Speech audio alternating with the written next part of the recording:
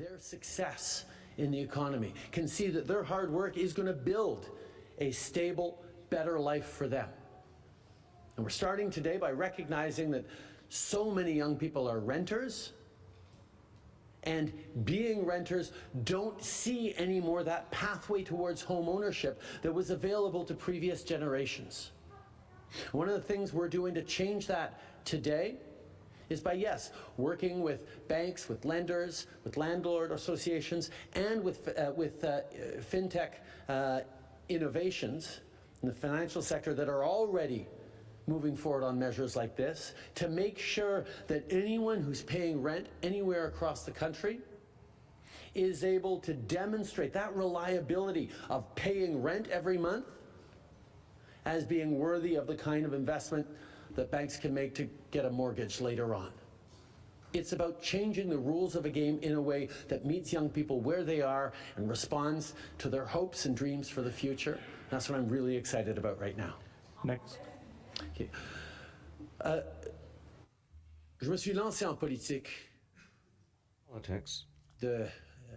tant qu'enseignant as a teacher avec une priorisation sur les jeunes. with a Je priority savais for que young d'amener people. des jeunes à s'intéresser à that la politique et de les équiper bringing young pour un people avenir qui est en train de be se interested in transformer, politics un monde and get qui est en train de equipped changer, to face a future in a changing world was necessary.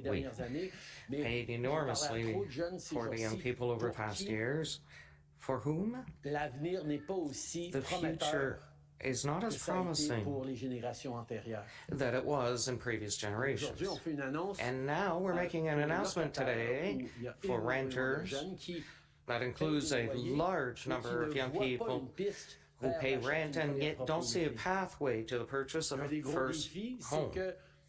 And one of the major challenges is that if someone pays $2,000 mortgage every month, they get credit for that in their record, in their score.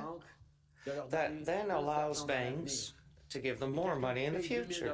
But somebody who pays $2,000 in rent each month gets no recognition of reliability in the work they do to pay that rent.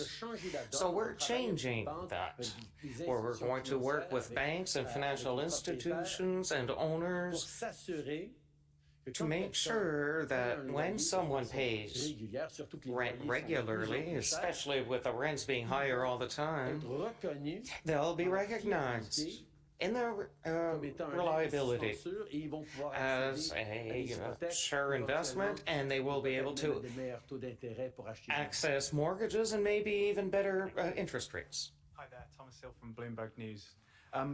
Asking rents in Canada increased 10.5% on the previous year in February.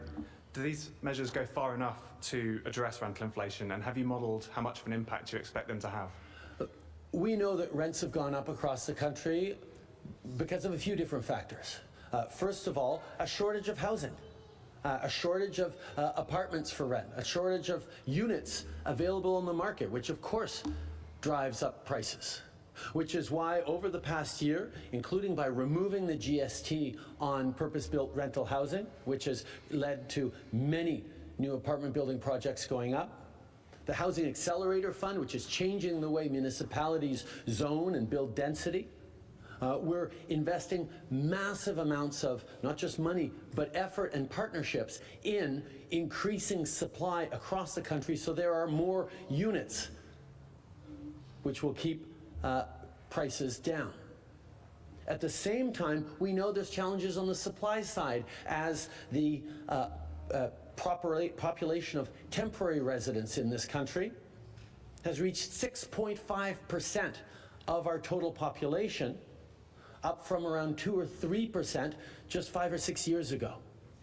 That's put tremendous pressure on the rental market, and that's why we're turning the dial a little bit on temporary residents, whether it's international students or temporary foreign workers, to make sure that they are a number that can be properly absorbed by our housing stocks.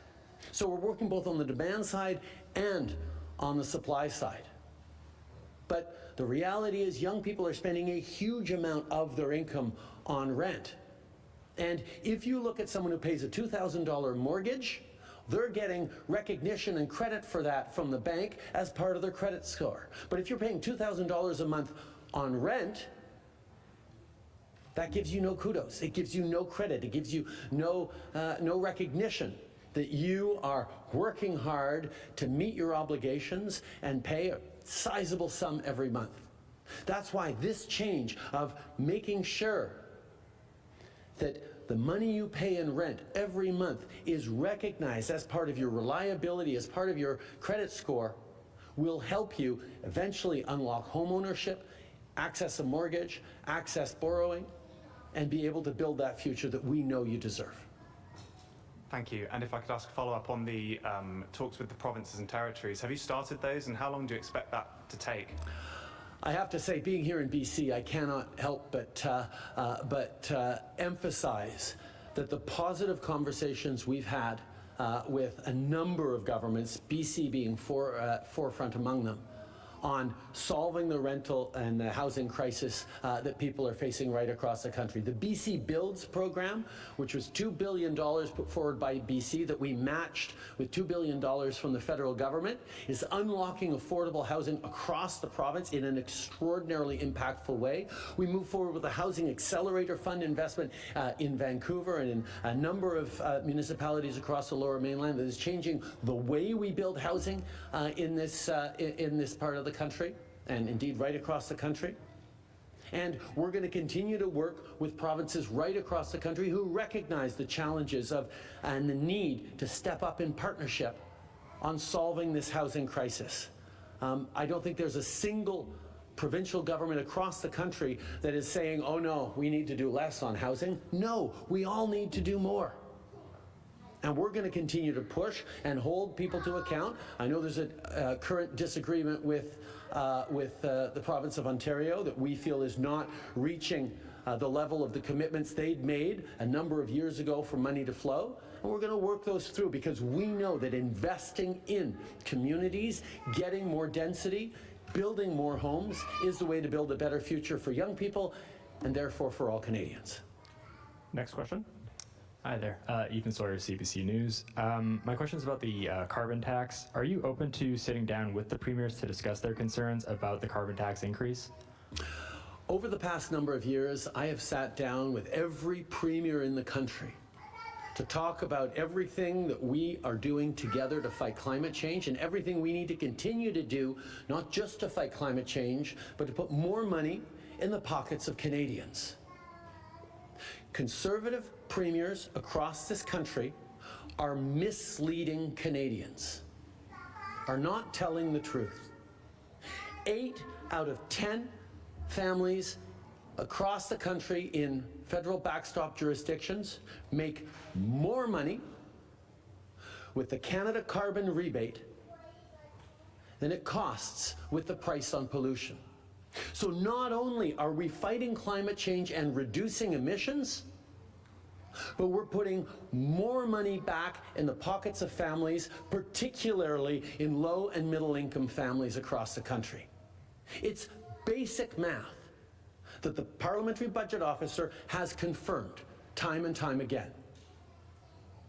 But for ideological reasons or reasons of pure partisanship, Conservative politicians across this country are not telling the truth to Canadians. And that's why I called them out. And I'm going to continue to call them out and remind them that if they really don't like our approach to pricing pollution, they can develop their own approach.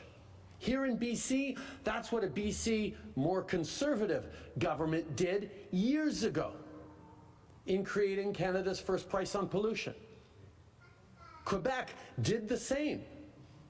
Now, we expect everyone to hit the same level of ambition in the fight against climate change because that's fair and that's important if we're going to actually make a difference in the extreme weather events that we're seeing across the country and around the world that are coming. So yes, people need to fight climate change, but any province that wants to put forward a similarly robust way to fight climate change, but do it in a way that works for them, is more than welcome to, and has been from the very beginning of our price on pollution.